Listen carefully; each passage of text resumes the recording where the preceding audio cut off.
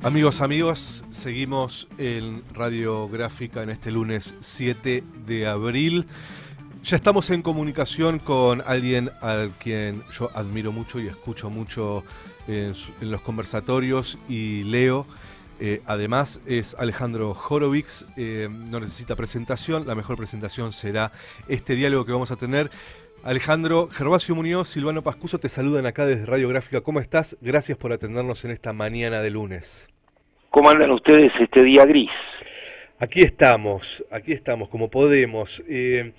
Alejandro, queríamos charlar un rato con vos, quitarte unos minutos, porque en este programa habíamos decidido discutir un poco qué es lo que sucede con la democracia. Y entonces, en principio quería comentarte esto. Pareciera que hoy la democracia se pone en discusión con el advenimiento de las ultraderechas y algunos hechos muy puntuales como lo sucedido con Trump en el Capitolio, con Bolsonaro en Brasil, Bolivia, Perú, etcétera. Inclusive también algunas ultraderechas europeas. Pero ¿es hoy que la democracia está en discusión o en realidad esta democracia está en discusión hace mucho tiempo? A ver, la discusión tiene rangos, tiene formatos y tiene estadios. Cuando en 1970 se discutía sobre el carácter formal de la democracia, no es que la discusión fuera una discusión vacua, pero el carácter formal de la democracia garantizaba ciertos estatutos de ciudadanía, reconocía una ciudadanía real, no ilusoria, porque el welfare state garantizaba otro nivel de ciudadanos. Un ciudadano del welfare state no era alguien que tenía derecho a la educación, accedía a la educación, no tenía derecho al trabajo, tenía trabajo de cierta calidad, y así sucesivamente. Después esto se volvió mucho más tenue y quedó claro que el derecho a la educación era el derecho del que se podía pagar la educación y así sucesivamente. Por eso yo siempre digo que podemos hacer, por lo menos en historia política argentina, una especie de tabla de ciudadanía donde en 1973 tenías la democracia de los militantes, conviene recordar, cuando el general Perón regresa al país, en Ezeiza se reúnen más de 2 millones de personas, número muy importante en cualquier punto del planeta, pero conviene recordar que el doctor Cámpora había sacado 6 millones de votos, de modo que 1 de cada 3 votantes se movilizaba. Y esto es un número único. En 1983 ya teníamos la democracia de los ciudadanos. Los ciudadanos pueden peticionar, el gobierno puede decir que sí, el gobierno puede decir que no, eso es todo. Es el género del anónimo, yo voto lo que voto y sucede lo que sucede porque elijo simplemente el nombre del que decide lo que ya está decidido. Y el nombre que elijo no va a contravenir ninguna de esas decisiones básicas tomadas. El doctor Menem estableció la democracia de los consumidores y el 2001 estableció la catástrofe final general. Después vino lo que vino y el planteo fue salir del fondo del pozo, y salir del fondo del pozo requiere medidas de circunstancias, pero cuando las medidas de circunstancias se transforman en permanentes, lo que vemos es que volvemos al fondo del pozo y ahí estamos. Entonces, en esta nueva ecuación, la democracia tiene este orden político llamado democracia, que yo defino como democracia de la derrota, tiene fundamentalmente beneficiarios, que están muy claros quiénes son, basta leer la encuesta de Forbes para entender el rango de beneficiados que existe en la Argentina.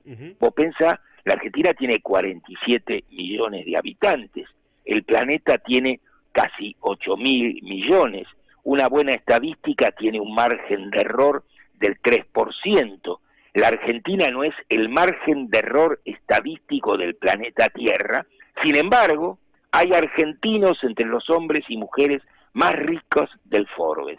Pues bien, la contracara de esos millonarios son el rango de pobreza que la sociedad argentina padece desde hace décadas.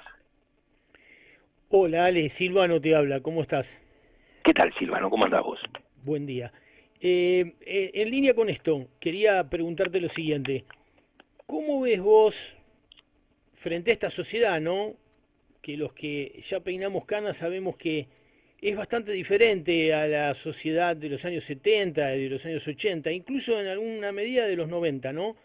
Porque el proceso que vos acabás de describir se ha ido profundizando cada vez más. ¿Cómo ves vos en los próximos años la evolución de la política, de las instituciones democráticas y sobre todo de las organizaciones sociales, ¿no? Que de alguna manera en Argentina siempre fueron muy fuertes y que hoy parecen estar muy debilitadas, muy fragmentadas? ¿Cómo ves vos ese proceso? ¿Qué no podés decir sobre eso? Mirá, la primera cosa que hay que decir es que la situación argentina amenaza con volverse global. El comportamiento del nuevo presidente de los Estados Unidos es un comportamiento que transforma una guerra comercial que ya está aconteciendo. China acaba de elevar sus tarifas arancelarias en el 34%, lo que muestra claramente que esto supone dos cosas. Los Estados Unidos no pueden sostener el gobierno de Trump, y en Estados Unidos no hay golpe de Estado. Hay 2 tiros de 38 en la cabeza, que es un camino por el que los Estados Unidos resuelven sus conflictos con un presidente que no encaja con sus necesidades particulares, y esto supone un reordenamiento del mercado mundial, donde el mercado mundial sigue funcionando, pero sin Estados Unidos y contra Estados Unidos. Esto es, la Unión Europea modifica su carácter, las ridículas conceptualizaciones de Guerra Fría que tienen los gobiernos europeos tienen que desempolvarse y entender que o redireccionan su actividad comercial respecto de China y de Rusia, o van a estar en problemas muy, muy delicados, y esto supone una catástrofe donde el avance de la ultraderecha que vos estás describiendo, que es capacidad de gobernar a 5 minutos, es decir, el fin de la Unión Europea. Pues bien, estamos avanzando en dirección a una crisis catastrófica, donde la guerra ya deja de ser un concepto local para volverse una amenaza global. En estas condiciones y en un mundo totalmente distinto al que conocimos, este mundo se parecería mucho más, analógicamente, salvando todas las distancias, a la crisis del 29-30. Estamos hablando de algo que pasó hace casi un siglo y del que trabajosamente se salió recién en las postrimerías de la Segunda Guerra Mundial, con una reconstrucción en Europa que llevó 15 años, hasta 1960, un segmento muy importante de Europa tuvo hambre y tuvo frío. De modo que no estamos hablando de literatura, sino estamos hablando de situaciones muy, muy difíciles que quedaron atrás, pero pueden quedar de nuevo en el adelante inmediato. Calcular en esas condiciones cuáles van a ser las respuestas que la sociedad global va a construir supone un tipo de predicción para la que yo no estoy preparado, y tengo mis serias dudas de que alguien lo esté, porque básicamente una buena teoría no es otra cosa que una sistematización de las prácticas reales inteligentemente organizada. Pues bien, estas prácticas todavía no existen y adivinarlas no es necesariamente una buena idea. En línea con esto que decís, recién hablábamos con Pedro Páez, que nos planteaba en alguna medida un panorama similar. ¿Vos cuál crees que es los desafíos que enfrenta América Latina frente a este nuevo escenario que nos describís? ¿Cómo ves a América Latina se deja de constituir en una oración con gestos vacíos y se constituye como un programa de verdad esto es, con Banco Central, moneda unificada y una dirección nacional única, o simplemente vamos a ser o satélites del mercado mundial o asociados perdidosos de Brasil. Ese es nuestro destino, si no hay un destino sudamericano. Alejandro Horowitz, estamos hablando con él para Radiográfica. Alejandro, volviendo un poco a la Argentina, saliendo de la cuestión económica, si es que eso es posible, decías hace un ratito que vos definías el proceso de Menem como la democracia de los consumidores, después la democracia de la derrota. ¿Qué estás viendo? Todos estos momentos son parte de la democracia de la derrota. Sí. En esta parte que también conforma, es parte de la democracia de la derrota, ¿qué características encontrás, como por ejemplo obviamente encontrábamos en los 90 la democracia del consumo, o durante los gobiernos de Néstor y Cristina, de la reconstrucción? ¿Qué estás viendo ahora en este escenario tan particular? Mirá, estoy viendo algo que es muy, muy desagradable. Nadie que en su sano juicio puede tener una valoración muy amable de Javier Milei. Pues bien, la valoración que se tenga de Javier Milei es la valoración que se tiene de la política argentina. Uh-huh. Esto es, Javier Milei da el pinet de la descomposición de un orden político, y si bien él es el garante de lo que queda de la casta, nos pone el valor de la casta en su conjunto: ciega, sonsa, torpe, descompuesta, corrupta, imbécil. ¿Cuál es la participación? Hablabas también del 73 y de 1 de cada 3 movilizando. Bueno, por supuesto que sabemos todo lo que sucedió después. ¿Cuál es la participación hoy? ¿Cuál es la participación entre la ciudadanía, la participación política, y qué se concibe como sistema democrático hoy, Alejandro? Si Milei es el resultado de una lectura sobre una política putrefacta, ¿cuál es entonces la participación de la ciudadanía en la transformación de eso? Esa participación está por verse, y ese es exactamente el debate. Si Milei cae simplemente porque el mercado determina que cae, es una cosa, y esto es lo más probable. Que podría ser aún más trágico, ¿no? Y eso es absolutamente trágico en el sentido griego de la palabra. Esto es un camino ineludible del que no sabemos ni podemos salir. Esa es una tragedia. Y entonces, si nosotros vemos simplemente que se le dispara el dólar, que el préstamo del fondo no alcanza para planchar lo que sigue, y que esto va hacia otra hiperinflación, con cesación de pagos, y, por supuesto, con hiperinflación es ausencia de moneda, es la detención de la economía, es otro saqueo al ingreso popular, es un aumento inmediato y significativo de los rangos de pobreza, que ya son descomunales. Solamente un infradotado puede creer que la pobreza retrocede mientras el consumo cayó 10% y no hay ningún viso de que se mejore en ningún punto, salvo en el consumo de automóviles.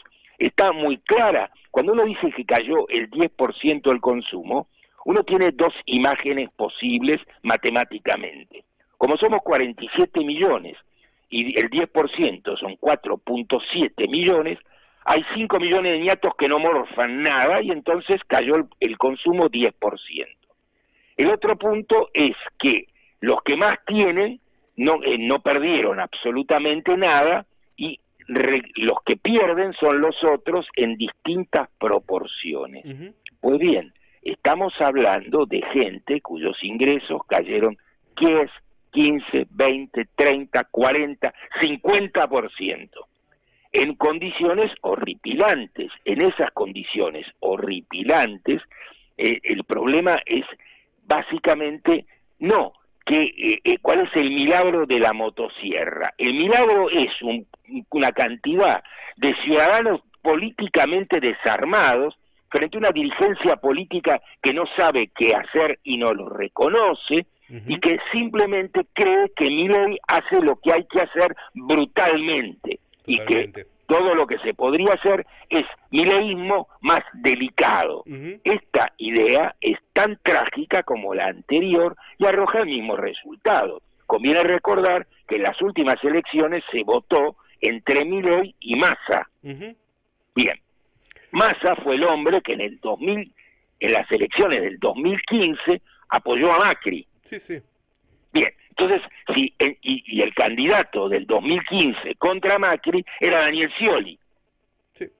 Y entonces, después Massa trabajando para fondos de inversión, digo, es parte del mismo sistema. Cómo se gana la vida alguien privadamente no supone obligatoriamente una definición política. No se me escapa que trabajar para fondos de inversión no es exactamente el más honorable de los trabajos imaginarios. Pero la política de Massa no está definida por eso. No. Ese es el punto. Sí, no solo. Está claro, estamos de acuerdo. Digamos que su política no le produce ningún conflicto con trabajar con un fondo de inversión. Exactamente. Y eso, tenés razón, es exactamente así. Pues bien, cuando esta es la paleta, cuando este es el mix político que ofrece el sistema, está muy claro que ese mix lo que hace es bloquear cualquier salida democrática. La salida democrática requiere romper esa estructura. El 17 de octubre de 1945, el valor de ese movimiento es que rompe con un orden político y da la posibilidad de una reconstitución con un protagonista político que hasta ese momento no existía, los trabajadores. Pues bien, los trabajadores hace décadas que no hacen política como trabajadores, votan como ciudadanos. Cuando vos escuchás a un dirigente sindical hablar de las posiciones de sus dirigidos, dice, los muchachos están difíciles. Esto quiere decir que no le dan bola políticamente, cosa que sabemos simplemente por los resultados electorales. Ale, frente a un escenario de estas características, ¿no? Por un lado, la crisis política que describís, la ausencia en la dirigencia de una alternativa clara, porque evidentemente no la tiene, esto nos pone ante un problema muy serio, que es la posibilidad de que, como ha ocurrido en otros países, Argentina se vea inmersa en una violencia más o menos mayor, menor, inorgánica. Yo diría que no es que se vea inmersa, la Argentina está inmersa. Bueno, en la profundización de ese proceso, sin un proyecto político alternativo, ¿no? Digamos, estamos ante ese peligro, y que agentes no estatales influyan en ese proceso profundizándolo, ¿no? No tengo la menor duda. Milei no es el problema, Milei es el signo que asume la forma del problema. La caída de Milei no es la derrota de la derecha, es una derrota personal. El espacio de Milei, el espacio de esa derecha, no ha cesado de crecer. Conviene recordar, mirar simplemente los resultados electorales de Macri con los resultados electorales de Milei. Macri gana por media pestaña, Milei gana por paliza. Alejandro, muchísimas gracias por el tiempo, te hemos robado bastante de tu tiempo. Un placer charlar contigo. Acá te despedimos, Silvano Pascuso, Gervasio Muñoz. Gracias otra vez, Alejandro, un abrazo muy grande y que tengas el mejor lunes posible.